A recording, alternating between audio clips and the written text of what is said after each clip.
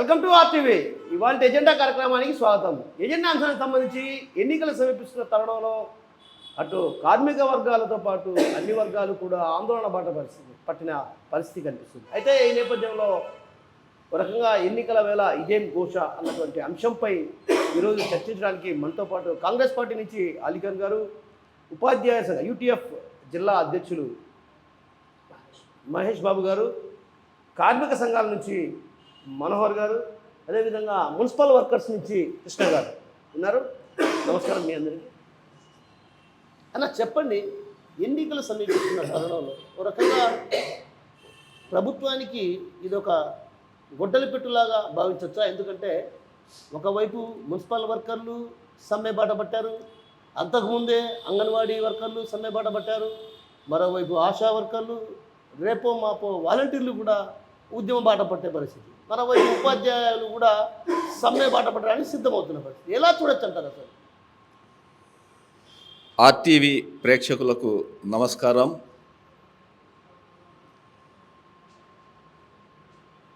YCP ప్రభుత్వ రథసారథి ముఖ్యమంత్రి వైఎస్ జగన్మోహన్ రెడ్డి దూరదృష్టి కొరవడి ప్రణాళికాబద్ధంగా పాలన కొనసాగించకపోవడం, సమస్యలను గాలికి వదిలేయడం, ఆర్థిక వృద్ధి సాధించడం విఫలం కావడం, ఉద్యోగులు ప్రభుత్వానికి దూరం పెరగడం,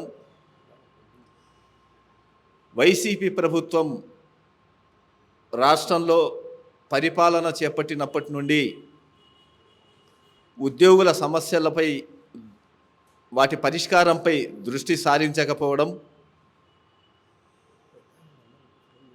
అలాగే రాష్ట్ర రాబడి ఆదాయ వ్యయాలపై సమర్థవంతంగా పరిపాలన నిర్వహించలేకపోవడం ఇత్యాది కారణాలు నేడు రాష్ట్రాన్ని అధోగతి పాల్చేశాయి.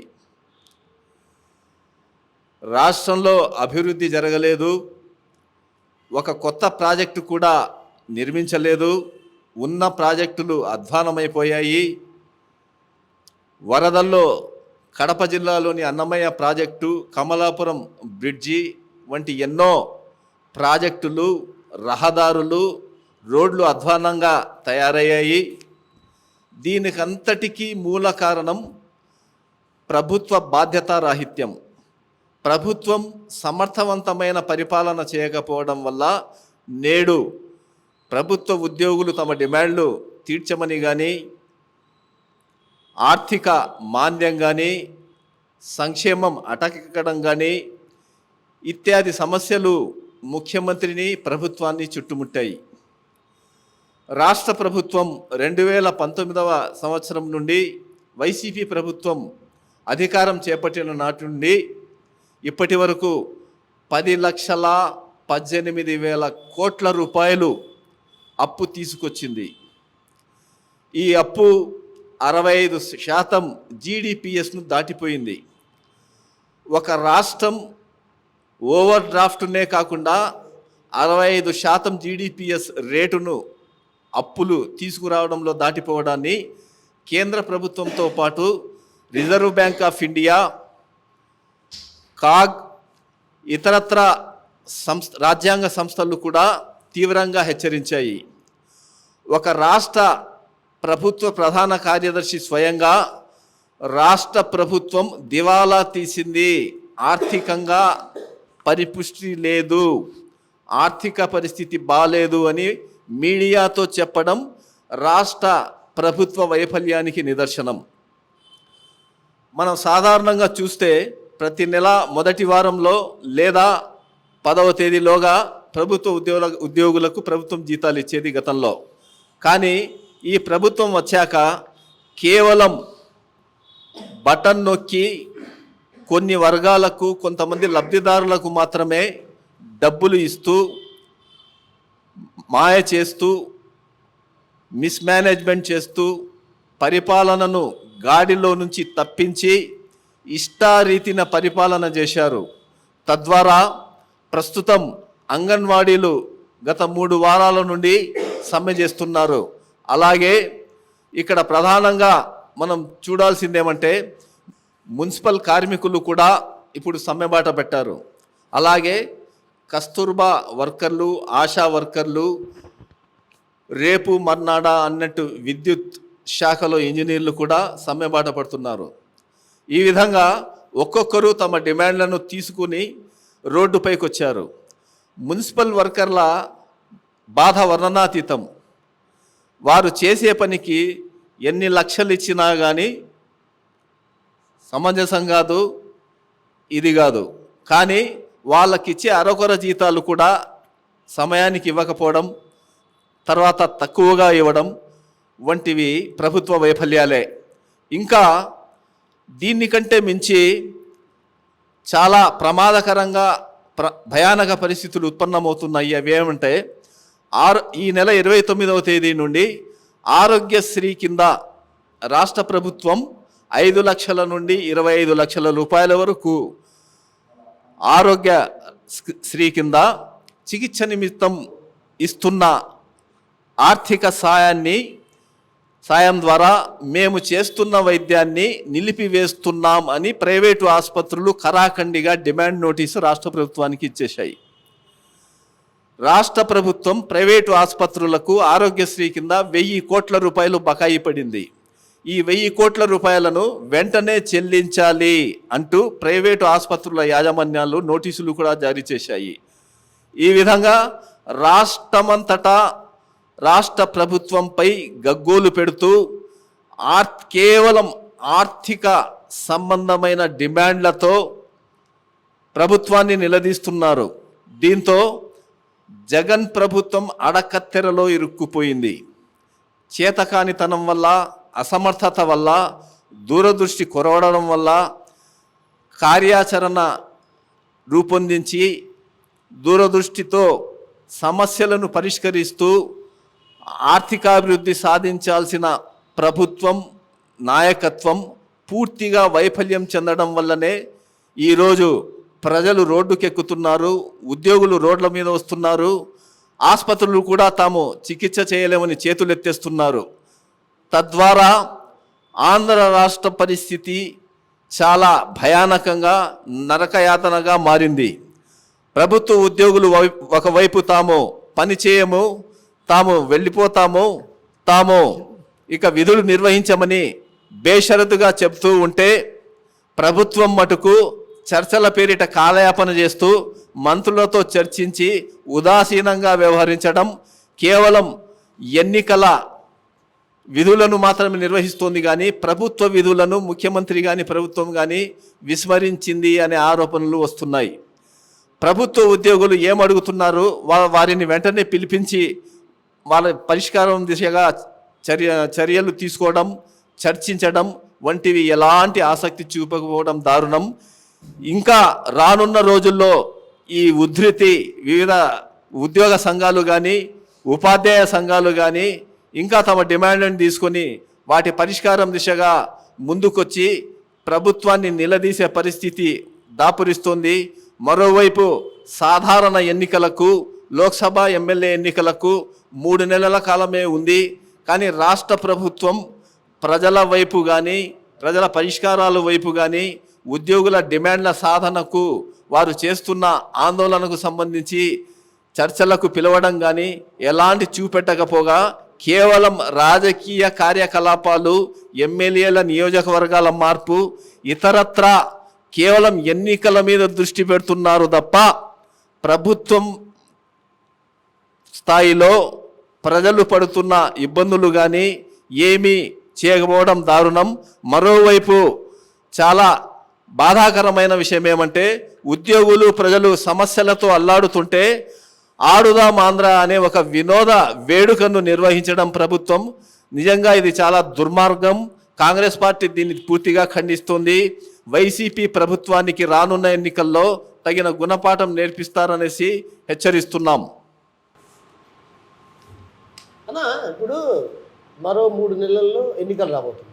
ఇలాంటి పరిస్థితుల నేపథ్యంలో ఉపాధ్యాయులు కూడా ఒకవేళ ఆందోళన బాట పడితే ఎన్నికల నిర్వహణ కూడా కొంచెం కష్టసాధ్యంగా మారే అవకాశం ఉందా?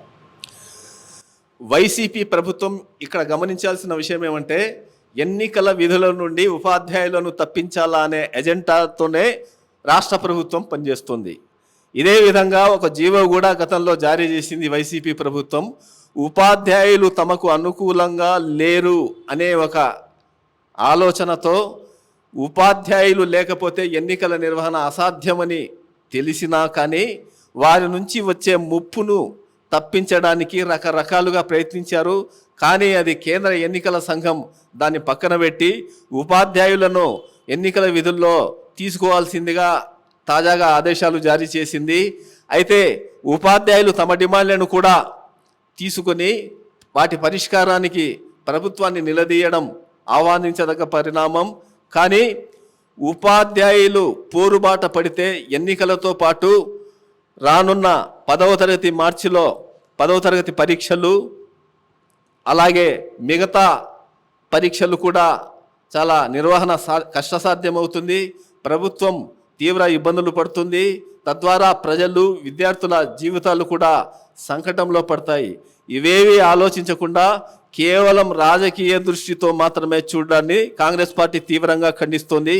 ఇప్పటికైనా ఉపాధ్యాయుల సమస్యలు కానీ ఆశా వర్కర్ల సమస్యలు కానీ ఆరోగ్యశ్రీకి సంబంధించి ఆసుపత్రుల యాజమాన్యాల 1000 కోట్ల బకాయి మంజూరు కానీ అంగన్వాడీల సమస్యలు కానీ విద్యుత్ ఇంజనీర్ల సమస్యలు కానీ కస్తూర్బా ఉద్యోగుల సమస్యలు కానీ వెంటనే ప్రభుత్వం స్పందించి అందరినీ పిలిచి కేవలం 2-3 రోజుల్లో పరిష్కరించాల్సిందిగా కాంగ్రెస్ పార్టీ డిమాండ్ చేస్తుంది.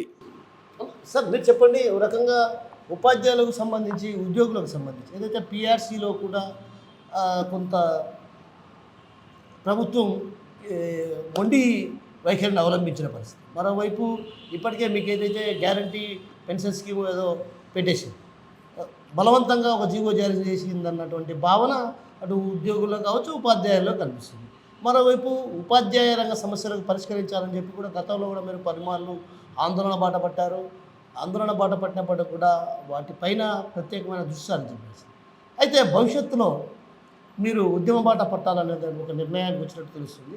అయితే ఏంటి అసలు మీ సమస్యల పైన ప్రభుత్వం ఎందుకు ఇంత ఉదాసీన వైఖరిని అవలంబిస్తుంది? దీనికి ప్రధాన కారణాలు ఏమనుకోవచ్చు? ఈరోజు ఈ రాష్ట్ర ప్రభుత్వం అధికారంలోకి రావడానికి ఉపాధ్యాయులు ఎంతో కృషి చేసిన మాట వాస్తవం. అది ప్రభుత్వం కూడా ఒకానొక సందర్భంలో ఒప్పుకున్నది. మరి ఈ విధంగా అధికారంలోకి రాకమునుపు ముఖ్యమంత్రి గారు తాను ప్రతి సందర్భంలో కూడా మేము అధికారంలోకి వచ్చిన వెంటనే ఉపాధ్యాయులకు సరైన సమయంలోనే, అంటే వారికి ఏ సమయంలో ఏమేమి ఇవ్వాలో వాటిని ఇస్తామంటూ అనేక మార్లు చెప్పిన మాట వాస్తవం. కానీ మరి ఈరోజు అధికారం చేపట్టి 4 సంవత్సరాలు అవుతోంది.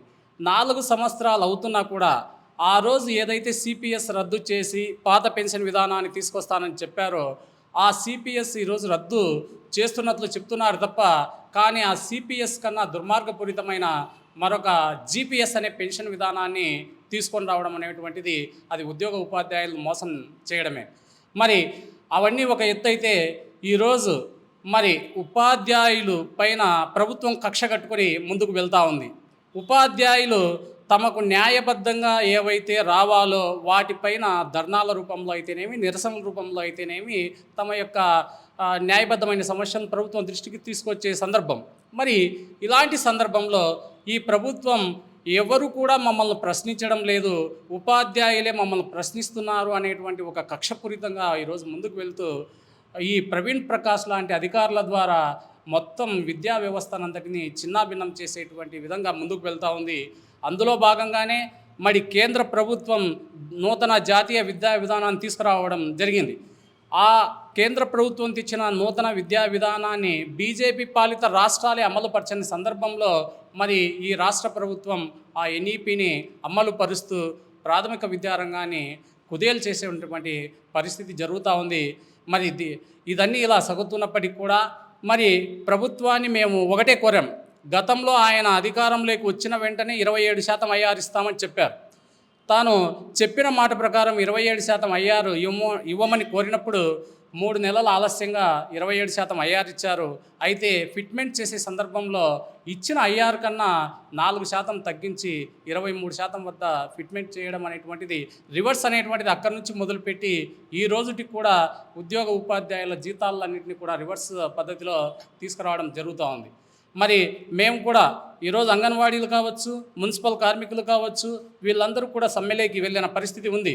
ఎందుకు వెళ్ళారంటే న్యాయబద్ధంగా వాళ్ళకు ఆ రోజు ముఖ్యమంత్రి ఏవైతే హామీలు ఇచ్చాడో వాటిని అమలు చేయమని అడిగే సందర్భం. మరి మేము కూడా గత 4 సంవత్సరాలుగా మరి ఈ రాష్ట్ర ప్రభుత్వం మాకు అనేక డిఏలు పెండింగ్ పెట్టారు, పిఆర్సీ అరియర్స్ పెండింగ్ పెట్టారు. మరి అదే సందర్భంలో గత 2 సంవత్సరాల నుంచి 1వ తేదీ జీతాలు కూడా ఇచ్చే పరిస్థితి ఈరోజు ఈ రాష్ట్ర ప్రభుత్వంలో లేదు. ఎందుకు ఇలా వెళ్తూ ఉంది ప్రభుత్వం అంటే 1వ తేదీ వీళ్ళకు జీతాలు ఇస్తే మళ్ళీ ఇంకా కొత్తవి డిఏలు కానీ పిఆర్సీ కానీ అడుగుతారనేటువంటి ఒక దురుద్దేశపూర్వకంగానే ఈరోజు 1వ తేదీ జీతాలు ఇవ్వడం లేదు. ఒకవేళ ప్రభుత్వం దగ్గర డబ్బులు లేకపోతే మరి ఎటువంటి బాండ్ల వేలం కానీ ఇంకోటి ఏది జరగని సందర్భాల్లో కూడా అప్పటికప్పుడు ఉద్యోగులకు జీతాలు జమ చేసిన సందర్భాలు ఉన్నాయి. మరి 2022 జనవరి నెలలో ఎవరే కానీ బిల్లులు పెట్టకున్నా కూడా ప్రభుత్వమే రాష్ట్ర వ్యాప్తంగా ఉన్నటువంటి ఉద్యోగ ఉపాధ్యాయులందరికీ కూడా ఈవెన్ చనిపోయినటువంటి వాళ్ళకు, సస్పెండ్ అయినటువంటి వాళ్ళకు అందరికీ ఆ రోజు ప్రభుత్వం ఖాతాల్లో జీతాలు జమ చేసిన సందర్భం కూడా ఉందన్నమాట. మరి ఈ విధంగా ఈ ప్రభుత్వం పైన ప్రశ్నిస్తున్నారు అనేటువంటి ఒక దురుద్దేశపూర్వకంతోనే ఈ విధంగా ఉపాధ్యాయులపై కక్ష కట్టింది. ఇది మంచి పద్ధతి కాదు. భవిష్యత్తులో కూడా ఈ రాష్ట్ర ప్రభుత్వానికి ఉపాధ్యాయులుగా మేము హెచ్చరించేది ఒకటే, మరి మాకు ఈ రోజుకి కూడా పిఆర్సీ అరియర్స్ కింద దాదాపుగా 6,000 కోట్లు పెండింగ్ ఉన్నాయి. అలాగే డిఏ అరియర్స్ 6,020 కోట్లు పెండింగ్ ఉన్నాయి. ఇక పిఎఫ్ విషయానికి వస్తే పిఎఫ్ అనేటువంటిది ఉద్యోగులుగా మా జీతంలో మేము కూడబెట్టుకున్న సొమ్ము. మరి ఈ సొమ్మును దాదాపు 6 నెలల పైనుంచి కూడా ఈ ప్రభుత్వం తాను అవసరాలకు వాడేసుకొని మా అవసరాలకు ఇవ్వకుండా శాంక్షన్ చేసి అక్కడ వడ్డీ రాకుండా ఇక్కడ ఉద్యోగులను ఇబ్బంది పెడుతూ ముందుకు వెళ్ళేటువంటి పరిస్థితి ఉంది. ఇప్పటికి పిఎఫ్ కూడా 1000 కోట్ల రూపాయలు, అలాగే ఏపీజీఎల్ఐ కావచ్చు 330 కోట్ల రూపాయలు ఏపీజీఎల్ఐ, అలాగే సరెండర్ లీవ్ అనేటువంటిది గతంలో అన్ని ప్రభుత్వాలు అన్ని సందర్భాల్లో మాకు ఆ యొక్క అవకాశాన్ని కల్పించి వాటిని వాడుకోవడానికి అవకాశం ఉండేది. మరి ఈ ప్రభుత్వం వచ్చిన తర్వాత దాదాపుగా 4,500 కోట్ల రూపాయలు సరెండర్ లీవ్ రూపంలో మాకు బకాయిలు పడ్డది. అలాగే సిపిఎస్ ఉద్యోగుల విషయంలోకి వస్తే మరి ఈ రాష్ట్ర ప్రభుత్వం సిపిఎస్ రద్దు చేశానని చెప్తుంది. మరి ఈ రోజుకి కూడా 2,500 కోట్ల రూపాయలు సిపిఎస్ ఉద్యోగులకు ఇవ్వాల్సిన కాంట్రిబ్యూషన్ కూడా ఈ రాష్ట్ర ప్రభుత్వం వాడుకొని దాదాపుగా ఉద్యోగ ఉపాధ్యాయులకు 20,000 కోట్ల పైచీలకు బకాయిలు పడ్డది. దాన్ని న్యాయబద్ధమైనటువంటి మా సొమ్మును మాకు ఇవ్వమని ప్రభుత్వాన్ని డిమాండ్ చేస్తుంటే కూడా మా యొక్క డిమాండ్ను పరిగణలోకి తీసుకొని సందర్భం కనిపిస్తూ ఉంది. సార్, అసలు మీ ఉపాధ్యాయ రంగ సమస్యలు న్యాయసమ్మతమైనటువంటి ఏవైతే మీరు అడుగుతున్నటువంటి వాటిలో గతంలో ఏదైతే పాదయాత్ర సందర్భంగా ఆయనే స్పష్టమైన హామీ ఇచ్చారు, ఏదైతే మీరు అడుగుతున్నటువంటి పెన్షన్ విధానాన్ని కావచ్చు, అదేవిధంగా ఇతరత్ర కూడా పాదయాత్ర సందర్భంగా ఉపాధ్యాయులు కలిసినప్పుడు కూడా ఆయన ఇదే మాట చెప్పారు. పాదయాత్రలో నేను ఖచ్చితంగా సిపిఎస్ రద్దు చేస్తారని చెప్పడం జరిగింది. కానీ ఎలా చూడొచ్చు అంటారు అసలు ఇప్పుడు ఉన్న పలంగా ఆయన మాట మార్చడాన్ని? ఖచ్చితంగా ఈ ముఖ్యమంత్రి గారైతే తాను అధికారం చేపట్టక ముందు చిలుక పలుకుల్లాగా ప్రతి సందర్భంలో కూడా ఇదే విషయాన్ని చెప్పారు. ఉద్యోగులకు సకాలంలో డిఏలు కానీ లేదా వాళ్ళకి ఇవ్వవలసిన సొమ్ము కానీ ఇవ్వలేకపోతే వాళ్ళు ఎలా జీవిస్తారు అని ఈ ముఖ్యమంత్రి తాను గట్టిగా మైకుల ద్వారా బహిరంగంగా చెప్పారు. మరి చెప్పినటువంటి ఈయన ఈరోజు అధికారంలోకి వచ్చిన తర్వాత పిఆర్సీకి ముందు ఉన్న డిఏలను ఇవ్వడం లేదు. అలాగే పిఆర్సీ తర్వాత 2 డిఏలు ఇచ్చారు, ఇంకా 2 డిఏలు పెండింగ్లో ఉన్నాయి. మరి ఉద్యోగులు ఆ రోజు ఉద్యోగులు అంత బాగా కనిపించిన వాళ్ళు ఈరోజు ఉద్యోగులు ఎందుకు ఆయన దృష్టిలో లేకుండా పోయారు? మరి ఉద్యోగులు అనేటువంటిది కూడా ఈ ప్రభుత్వంలో ఒక భాగము అన్నటువంటి విషయాన్ని ఈ ప్రభుత్వం మర్చిపోవడం అనేటువంటిది మంచిది కాదు. ఖచ్చితంగా ఈ రాష్ట్ర ప్రభుత్వం ఉద్యోగ ఉపాధ్యాయులను కూడా ఈ ప్రభుత్వంలో భాగస్వాములుగానే భావించాలి. లేకపోతే ఏదైతే గత ప్రభుత్వాలు ఉద్యోగ ఉపాధ్యాయులకు అన్యాయం చేసినటువంటి గత ప్రభుత్వాలు ఏ గతి అయితే పట్టాయో అదే గతే మళ్ళీ భవిష్యత్తులో జరగబోయే ఎన్నికల్లో పునరావృతమయ్యే పరిస్థితులు ఉంటాయి కాబట్టి ఇప్పటికైనా మించిపోయింది లేదు. ఈ రాష్ట్ర ప్రభుత్వం ఆ రోజు ఏవైతే హామీలు ఇచ్చారో ఆ హామీలకు అనుగుణంగా న్యాయబద్ధమైనటువంటి మా డిమాండ్లను పరిష్కరించాలి. పరిష్కరించకపోతే భవిష్యత్తులో ఇప్పుడు యూటీఎఫ్గా ఆంధ్రప్రదేశ్ ఐక్య ఉపాధ్యాయ ఫెడరేషన్గా ఈరోజు మున్సిపల్ ఉపాధ్యాయుల సమస్యలను పరిష్కరించకపోవడంతో రేపు 30వ తేదీ విజయవాడలో ధర్నా చేస్తూ ఉన్నాం. అలాగే ఆర్థిక బకాయిలన్నింటినీ చెల్లించాలనేటువంటి ఉద్దేశంతో ఈరోజు తాలూకా కేంద్రాల్లో 6 గంటల ధర్నా కార్యక్రమం, అలాగే జనవరి 3వ తేదీన మొత్తం జిల్లా అన్ని కేంద్రాల్లో కూడా 12 గంటల ధర్నా కార్యక్రమం, అలాగే జనవరి 9, 10 తేదీల్లో విజయవాడ కేంద్రంగా 36 గంటల ధర్నా చేయడం అనేటువంటిది జరుగుతూ ఉంది. ఇంతేకాదు జనవరి 28వ తేదీన దాదాపుగా 50,000 మంది ఉద్యోగ ఉపాధ్యాయులతో సిపిఎస్ జిపిఎస్ కాదు, మాకు పాత పెన్షన్ మాత్రమే ఇవ్వాలి, పాత పెన్షన్ తప్ప వేరే పెన్షన్ విధానాన్ని మేము ఒప్పుకోము అనేటువంటి ఒక ఏకైక డిమాండ్తో ఈ జనవరి 28వ తారీఖున విజయవాడలో ఒక భారీ బహిరంగ సభను కూడా నిర్వహించాలి అనేటువంటిది యూటీఎఫ్గా ఒక ప్రణాళికబద్ధంగా ముందుకు వెళ్తూ ఉన్నాం. మీరు చెప్పండి, ఓ రకంగా ఇప్పటికే అంగన్వాడీ వర్కర్లు సమ్మె బాట పట్టారు, మున్సిపల్ కార్మికులు సమ్మె బాట పట్టారు, ఇంకా రానున్న రోజుల్లో కూడా ఉపాధ్యాయులు ఉద్యోగులు కూడా ఇదే బాట పడితే అసలే ఎన్నికలు సమీపిస్తుంటారు. ఇలాంటి తరుణంలో ఒక్కసారిగా అందరూ ఆందోళన బాట సమ్మె బాట పడితే పరిస్థితి ఎలా ఉంటుంది? అంటే రాష్ట్ర ప్రభుత్వం వర్కర్లలో అంటే పరిష్కారం చేయాలనే చిత్తశుద్ధి లేదు. బహుశా 12వ తేదీ ప్రారంభించి ఈ రోజుటికి 16 రోజులు అవుతుంది అంగన్వాడీ వర్కర్లు సమ్మె చేయబట్టి. మున్సిపల్ వర్కర్లు నిన్నటి నుంచి ఈరోజు రాష్ట్ర వ్యాప్తంగా 2వ రోజు సమ్మె చేస్తూ ఉన్నారు. సర్వశిక్షా అభియాన్ వాళ్ళు సమ్మె చేస్తూ ఉన్నారు. ఆశా వర్కర్లు కూడా సమ్మె చేయబోతూ ఉన్నారు. ముఖ్యంగా విద్యుత్ కార్మికులు కూడా సమ్మె చేయబోతూ ఉన్నారు. సమ్మె అనేది కార్మికుల హక్కు. సమ్మె చేసేటప్పుడు ప్రభుత్వం ఏం చేయాలంటే స్పందించాలి, పిలిచి మాట్లాడాలి. పిలిచి మాట్లాడి ఏమిటి మీ ఇబ్బంది అని చెప్పి మాట్లాడాల్సినటువంటి ప్రభుత్వం ఆ పని చేయలేదు. వాళ్ళు ఏమనుకుంటున్నారంటే మాకు వాలంటీర్లు ఉన్నారు, సచివాలయ ఉద్యోగులు ఉన్నారు, అవసరమైతే డబ్బు. వాలంటీర్లు ఆల్రెడీ ఈ రోజు నుంచి సమ్మెలోకి వచ్చారు. అయితే ఈ సచివాలయ ఉద్యోగులతో పాటు అదనంగా మేము డబ్బులు ఇవ్వచ్చు, డబ్బులు ఇచ్చి కొంటాం, లేకుంటే బెదిరిస్తాం అనే ఆలోచన మీద ఉన్నారు. ఈ ఆలోచన తప్పు, కరెక్ట్ కూడా కాదు. ఇంతమంది వర్కర్లు యాక్చువల్గా ప్రభుత్వానికి కార్మికులు అన్నవి బేసిక్గా అనుసంధానంగా ఉంటారనమాట. ఒక గమ్యం చేరాలంటే బస్సు ఎక్కిన తర్వాత కార్మికులు అంటే ప్రజలు దిగిన తర్వాత ఆటోలో తీసుకెళ్ళి ఇంటికాడ వెళ్తారు. అట్లాగనే కార్మికులు అనేలు ప్రభుత్వానికి అనుసంధాన కార్యకర్తలుగా ఉంటారు. వాళ్ళు ప్రజలు చేరువుగా చేరుస్తారు. కానీ రాష్ట్ర ప్రభుత్వం కూడా ఏంటంటే మొండిగా ఉండాల్సినటువంటి అవసరం లేదు.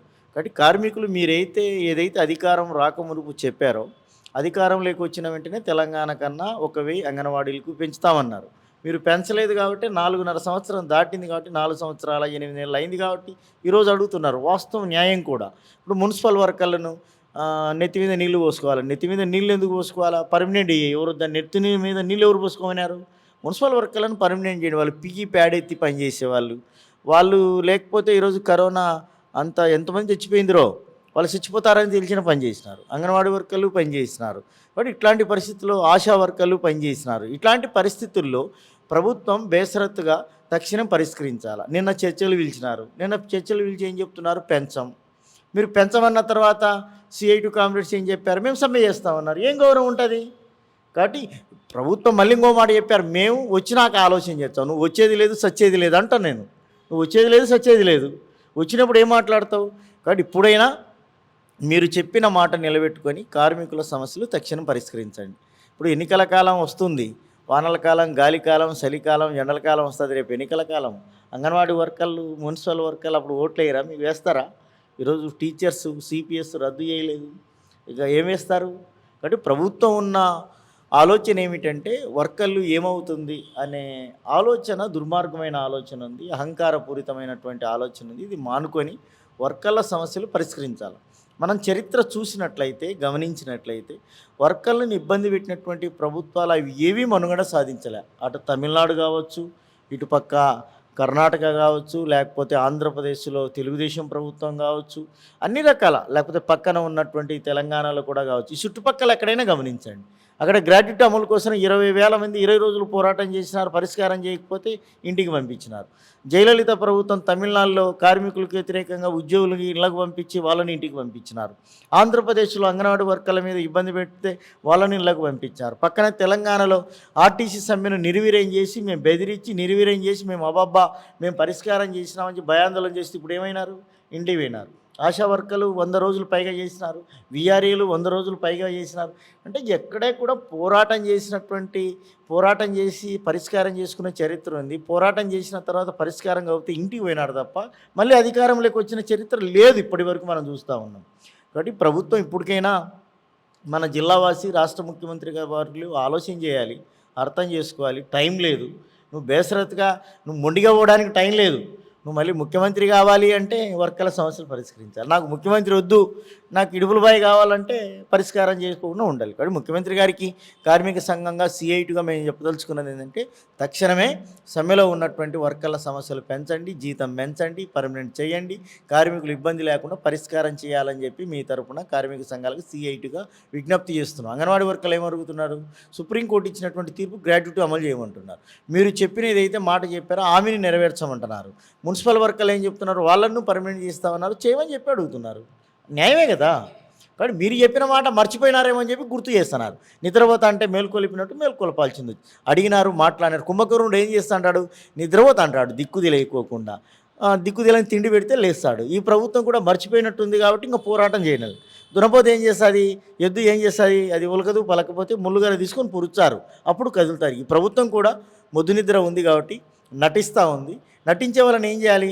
నటించే వాళ్ళను ఏం చేయలేం, పోరాటమే మార్గం. కాబట్టి పోరాటం తప్ప ఇంకో మార్గం లేదు. కాబట్టి అందరినీ, కార్మిక వర్గాన్ని, కార్మికులందరూ ఐక్యమవుతున్నారు, ఉద్యోగులు ఐక్యమవుతున్నారు. కాబట్టి రాష్ట్ర ప్రభుత్వం ఇప్పటికైనా చర్చలు పిలిపించి పరిష్కారం చేయాలని చెప్పి మీ ద్వారా కోరుతా ఉన్నాం. నేనేమంటానంటే అంగన్వాడీ వర్కర్లు అడిగేటువంటి సమస్యలు, ప్రధానమైన సమస్యలను పక్కన పెట్టి కేవలం రిటైర్మెంట్, పదవి విరమణ, వాటిని చర్చలకి పిలిచడం అనేది ఎలా చూడొచ్చు అంటారు? అవి ఎట్లా చేస్తారు? అదేం పెద్ద సమస్య కాదు. ఇప్పుడు పాముని ఏం చేస్తారు? ఎవడన్నా కొడితే తలకాయ మీద కొడతారు, చచ్చిపోతుంది. తోక మీద కొడితే ఏం చేస్తుంది? మళ్ళీ లేచి కాటేస్తుంది.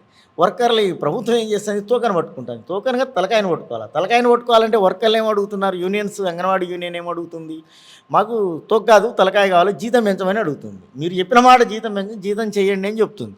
కాబట్టి ఆయనకి ఇచ్చే సలహాదారులు కూడా సరైన లేరని చెప్పి నేను చెప్పదలుచుకున్నాను. బెదిరింపు మానుకోండి, పిలిచండి. ఇప్పుడు అంగన్వాడీ అక్కలంతా కూడా మేము మహిళా సాధికారత, అక్కలు మంచోళ్ళు, మా వాళ్ళే చెల్లెళ్ళు అక్కలు అంటున్నారు కదా. ఇప్పుడు రియాలిటీగా నిజమేందో తెలియాలి. అక్కలు చెల్లెలు అంటే జీతం పెంచాలి. అక్కలు చెల్లెళ్ళు కాదు, ఆచరణ సాధ్యం కాదంటే జీతం పెంచకూడదు. జీతం పెంచకపోతే పోరాటం చేయాల్సింది వస్తుంది.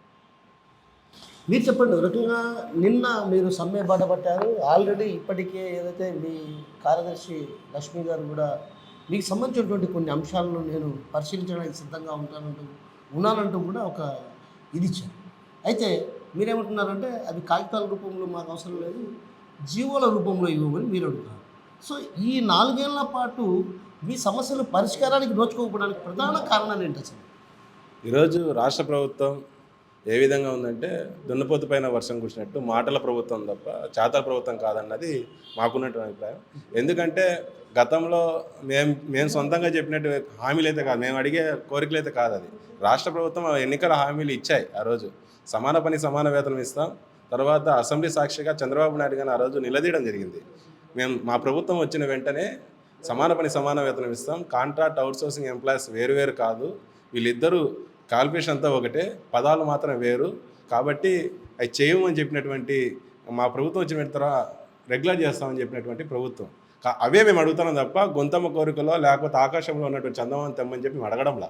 మేము అడిగేది మీరు ఇచ్చినట్టు హామీలు మాత్రమే అమలు చేయమని చెప్తాను. ఇంకోటి ఏంటంటే ఈరోజు రాష్ట్రంలో ఎట్లా ఉందంటే ప్రభుత్వం ఇచ్చినట్టు జీవోలను అమలు చేయించుకోవడానికి కూడా ఒక ప్రత్యేకించి పోరాటాలు చేయాల్సి వస్తుంది. ఉదాహరణకు కడప నగరంలో చూసుకున్నట్లయితే జీవో నెంబర్ 7ను ఇచ్చింది అరాకొర జీతాలు, పిఆర్సీ సంబంధించినట్టు వేతనాలు కాకుండా చాలీచాలన వేతనాలు, పిహెచ్ కార్మికుడికి 15,000 రూపాయలు, ఇంజనీర్స్కి సంబంధించిన వాళ్ళు 18,000 రూపాయలు, ఇంకా పైన ఉన్నటువంటి కార్మికులకు 21,000 ఇస్తామని చెప్పినట్టు ప్రభుత్వం. ఈరోజు కడపలో పనిచేస్తున్నట్టు పారిశుద్ధ కార్మికులతో సమానంగా ఈరోజు ఎలక్ట్రీషియన్ కావచ్చు, బిల్ కలెక్టర్లు కావచ్చు, వాటర్ సెక్షన్లో కావచ్చు, ఇట్లా నర్సరీ కార్మికులు కావచ్చు, ఇట్లా చెప్పుకుంటూ పోతా ఉంటే అన్ని రకాలైనటువంటి కేటగిరీలను అందరినీ తీసుకొచ్చి ఒక పిహెచ్ వర్కర్లో పెట్టి మాకు ఆ యొక్క పారిశుద్ధ కార్మికులకు, ఇంజనీర్ సెక్షన్ కార్మికులు, పారిశుద్ధ కార్మికులకు గొడవలు పెట్టే ప్రయత్నం చేస్తూ ఉంది ప్రభుత్వాలు. మేము ఇప్పటికే చెప్తా ఉన్నాం, మీరు చర్చల్లో కళ్ళబుల్లు మాటలు చెప్పొద్దండి, ఆచరణలు చూపించే మాటలు చెప్పండి. మాకు ఏవైతే కావాల్సినటువంటి ఇస్తామన్నట్టు మాత్రం ఇవ్వండి. మేము ఇంకోటి అడగల, మీరు చేస్తామన్నట్టు మేము అడుగుతా ఉన్నాం. మీరు ఆ రోజు చెప్పకపోయింటే ఈరోజు అడిగేవాళ్ళం కాదేమో, మాకు చాలీ వేతనం ఎట్టో ఒకటి జీవం సాగించేవాళ్ళేమో.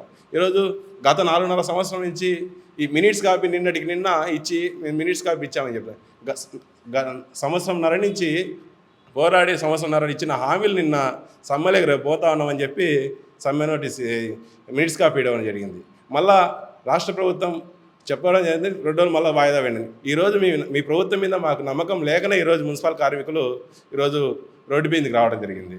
అందుకనే చెప్పాల్సుకున్నాం. ఈరోజు ఇంకా చెప్పాలంటే క్లాబ్ డ్రైవర్స్ ఉన్నారు, వాళ్ళది చాలా ఘోరమైన పరిస్థితి. ఇచ్చేదేమో వాళ్ళు చూపించేదేమో 18,500 జీతం ఇస్తామని చెప్పి డ్రైవర్ చెప్తా ఉన్నాడు. అది పెద్ద కుంభకోణంగా ఈరోజు కనపడతా ఉంది రాష్ట్ర వ్యాప్తంగా. ఎందుకంటే ఒక ఆటోకు 63,000 రూపాయలు ఇస్తూ ఉన్నారు. అయితే ఈరోజు ఆటో మాత్రమే ఒక ఏజెన్సీకి సంబంధించినది. మళ్ళీ డీజిల్ కానీ డ్రైవర్స్ జీతం కానీ ఇచ్చేది ఆ 2 మాత్రమే ఇస్తాయి. మిగతా వర్కర్స్ కానీ తడి చేత పొడి చేత కానీ వసూలు చేయడం కానీ నగరపాలక సంస్థలో ఉన్నటువంటి ఎంప్లాయీస్ మాత్రం చేయాలా. ఈరోజు ఆ రకంగా చూసుకుంటే ఆ జీతం ఏమన్నా ఫుల్ పిచ్డ్గా డ్రైవర్లకు ఇస్తారా అంటే ఏం లేదు. 9,000 నుంచి 12,000 లోపు ఇస్తూ ఉన్నారు. కానీ మా ప్రభుత్వం దళారీ వ్యవస్థ లేకుండా, థర్డ్ పార్టీ లేకుండా ప్రభుత్వం చేస్తామని చెప్పి ప్రభుత్వం దళారీ వ్యవస్థ తీసుకొచ్చి పెట్టడం జరిగింది. ఇది మాటల ప్రభుత్వమా, చేతల ప్రభుత్వం అని చెప్పి అడుగుతాను. మేము కులం చూడడం, మతం చూడడం, ప్రాంతం చూడడం అని చెప్తాను. ఈరోజు కులం చూస్తాను, మతం చూస్తాను, మాట తప్పినా మడమ తిప్పినాను కూడా జగన్మోహన్ రెడ్డి అడుగుతాను. ఈరోజు అధికారులతో కాకుండా ఈరోజు ముఖ్యమంత్రి స్థాయిలో చర్చలు మున్సిపల్ కార్మికులు జరపాలని చెప్పి మేము పూర్తిగా డిమాండ్ చేస్తా ఉన్నాం. అంటే ఎన్నికల సమయంలో ఉన్న బలంగా ఒక్కసారిగా మీరు సమయం పట్టబడుతున్నారు, ఎలా చూడొచ్చు అసలు? ఈరోజు మాకు సమయం లేదు. ఇప్పటికే 4.5 సంవత్సరం ప్రభుత్వానికి గడువు ఇచ్చాం. ఈరోజు ఆంధ్రప్రదేశ్ అనకుండా సమ్మెల ప్రదేశ్గా పిలిచడానికి కూడా ఏమాత్రం వెనకాడవని పరిస్థితి ఈరోజు చూస్తూ ఉన్నాం. అంగన్వాడీ అక్కలు కావచ్చు, లేకపోతే ఆశా అక్కలు కావచ్చు, లేకపోతే రేపు నుంచి మళ్ళీ వాలంటీర్లు కావచ్చు, ఇట్లా చెప్తారు. కార్మిక వర్గాన్ని మొత్తం చిన్నాభిన్నం అయిపోయి వాళ్ళ బతుకుల చేత సైతం వాళ్ళ బతకలేనటువంటి పొజిషన్లో ఈరోజు రాష్ట్ర ప్రభుత్వం తీసుకొచ్చి పెడతా ఉంది. కొనుగోలు శక్తి కొనుగోలే వస్తువులు మాత్రం రేట్లు పెరిగిపోయినాయి, కొనుగోలు శక్తి కార్మికుల్లో పెరగలేదని చెప్పి మేము సిఐటిగా చెప్పాల్సుకున్నాం. ఈరోజు స్కీమ్స్ ఈరోజు చట్టాలు అమలు చేసిన వాళ్ళే చట్టాలను నిర్వీణం చేయడానికి రాష్ట్ర ప్రభుత్వం చేస్తూ ఉంది. సుప్రీంకోర్టు తీర్పు ఇచ్చింది, సమాన పనికి సమాన వేతనం ఇస్తామని చెప్పి. ఆ తీర్పును చేయాల్సిన ప్రభుత్వము ఈరోజు దాన్ని కాలయాపన చేస్తూ ఉన్నాయి.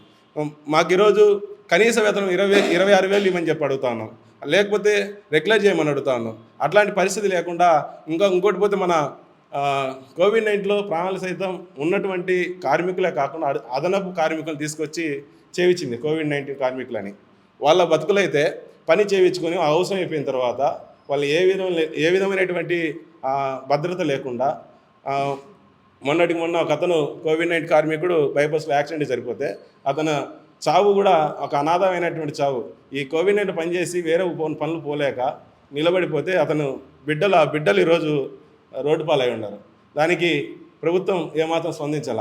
ఇంకోటి పోతే కోవిడ్-19 పనిచేసే కార్మికులు కేవలం 12,000 రూపాయలు, అది కూడా కాంట్రాక్ట్ ఇచ్చేదేమో 12,000 రూపాయలు, కాంట్రాక్ట్ చేతికి పోయిన తర్వాత 10,000 నుంచి 11,000 మధ్యలో వస్తుంది. ఇది కూడా యూనియన్ బలంగా ఉన్న చోట అడిగే చోట మాత్రమే ఇస్తూ ఉన్నాయి. మేము అడుగుతా ఉన్నాం, వీళ్ళని కూడా ఆప్కోస్లో చేర్చాలి, కాంట్రాక్ట్ అవుట్సోర్సింగ్ ఎంప్లాయీస్ అనేది తక్షణమే రెగ్యులర్ చేయాలి. లేని పక్షంలో మేము రాష్ట్ర వ్యాప్తంగా పూర్తిగా మరింత ఉద్యమాన్ని ఉధృతం చేస్తామని చెప్పి చెప్తా ఉన్నాం. రాష్ట్ర ప్రభుత్వం సమస్యల పరిష్కారానికి కృషి చూపకపోవడం వల్లే ప్రతి కార్మిక వర్గం కూడా ఆందోళన బాట పట్టాల్సినటువంటి పరిస్థితి వచ్చింది. అయితే ఇప్పటికైనా ఎన్నికలు సమీపిస్తున్న తర్వాత రాష్ట్ర ప్రభుత్వం మెట్టు దిగి కార్మిక రంగ సమస్యలను పరిష్కరించే దిశగా అడుగులు వేయాలన్నటువంటి వాదన కార్మిక వర్గాల నుంచి వినిపిస్తుంటే, మరోవైపు ఉపాధ్యాయ సంఘాల వద్ద ఏదైతే టీఆర్సీ అంశాన్ని తీసుకున్నా కూడా 4% ఫిట్మెంట్ తగ్గించడం, అదేవిధంగా సిపిఎస్ విధానాన్ని రద్దు చేసి పాత పెన్షన్ విధానాన్ని అమలు చేయాలని చెప్పి గతంలో ఏదైతే పాదయాత్ర సందర్భంగా ఇచ్చిన హామీని కూడా తొంగలేకి తొక్కారు. ఇలాంటి పరిస్థితుల నేపథ్యంలో ఉపాధ్యాయ సంఘాలు ఖచ్చితంగా రానున్న రోజుల్లో సమ్మెబాట పట్టక తప్పదన్నటువంటి విషయాన్ని కూడా ఉపాధ్యాయ సంఘాల నేతలు చెప్తున్నారు. మొత్తం మీద చూసుకుంటే మాత్రం రాష్ట్రంలో ఒక రకంగా కడప జిల్లాలో కూడా అన్ని వర్గాలు సమ్మెబాట పట్టి ఇదేమి ఘోష అనే పరిస్థితికి వచ్చే ప్రమాదం ఉంది. ఇప్పటికైనా రాష్ట్ర ప్రభుత్వం ఏదైతే కార్మిక వర్గ సమస్యలతో పాటు ఉపాధ్యాయ ఉద్యోగ వర్గాల సమస్యలను పరిష్కరించే దిశగా అడుగులు వేయాలని ఆశిద్దాం అన్నటువంటి విషయాన్ని మనతో పాటు ఉన్నటువంటి వక్తలు చెప్తున్నారు. ఇది ఇవాళ ఎజెండా కార్యక్రమం. రేపు మరో ఎజెండాతో మీ ముందుకు వస్తాం. మరిన్ని వీడియోస్ కోసం ఛానల్ ని సబ్స్క్రైబ్ చేయండి, లేటెస్ట్ అప్డేట్స్ కోసం వాట్సాప్ ఛానల్ ని ఫాలో చేయండి అండ్ లింక్ డిస్క్రిప్షన్ లో ఉంది.